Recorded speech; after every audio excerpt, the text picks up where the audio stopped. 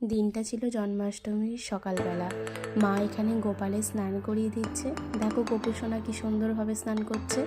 আর মা এখানে গা পুছিয়ে নতুন জামাও পরিয়ে দিল। আমাদের পুজো হবে সন্ধ্যাবেলা, মা তাই এখনই গোপালকে স্নান করিয়ে জামা পরিয়ে সুন্দর করে সাজিয়ে দিল। আমাদের যেহেতু দুটো গোপাল, তাই ছোট্ট গোপালটাকে আমি জামা পরিয়ে দিচ্ছিলাম, আর যে সিংহাসনটা সাজালাম ওটাতেই বসিয়েছি।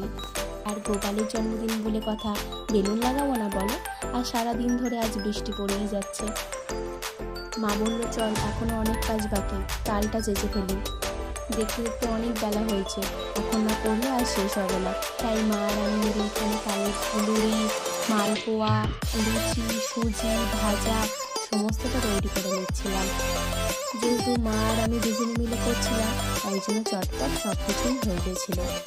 চলো, টুকটাক তাড়াতাড়ি রেডি হয়ে নিই, কারণ ঠাকুরমশাই এসে বলবেন। তোমাদের